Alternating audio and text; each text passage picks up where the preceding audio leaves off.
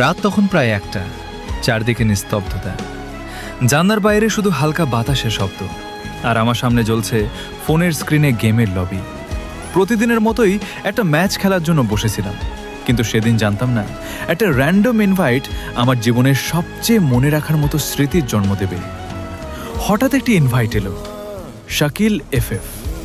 নামটা আগে কখনো দেখিনি, তবুও কোনো কিছু না ভেবেই অ্যাকসেপ্ট করে ফেললাম।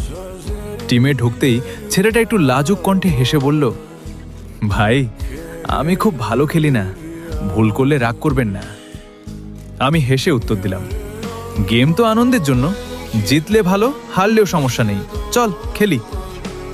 সেদিন আমরা টানা কয়েকটা ম্যাচ খেললাম।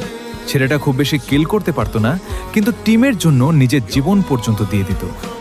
আমি নক হলে সবার আগে দৌড়ে এসে আমাকে রিভাইভ করত। নিজের কাছে মেডিকিট না থাকলেও আমার জন্য খুঁজে আনতো। মনে হতো ম্যাচ জেতার চেয়েও বন্ধুকে বাঁচানো তার কাছে অনেক বেশি গুরুত্বপূর্ণ। সেদিনের পর থেকে প্রায় প্রতিদিন রাত হলেই আমরা একসঙ্গে খেলতাম।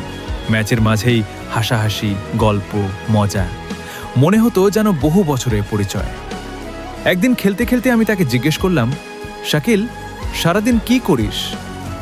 সে কিছুক্ষণ চুপ করে থেকে বলল, ভাই বাবা অনেক আগেই মারা গেছেন, এখন একটা ছোট দোকানে কাজ করি, সারাদিন দোকানে থাকি, দোকান বন্ধ করে বাসায় ফিরি, তারপর সবাই ঘুমিয়ে গেলে এই 1-2 ঘন্টা গেম খেলি।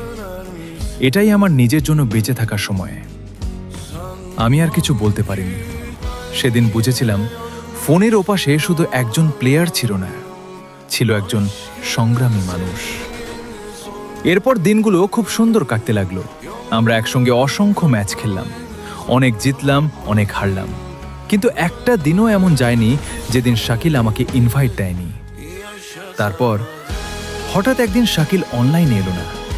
ভাবলাম হয়তো কাজে ব্যস্ত। পরের দিনও না।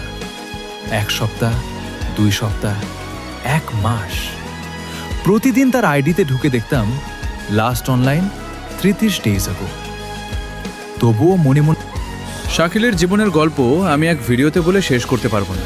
বাকি অংশ আমি পার্ট 2-তে বলবো।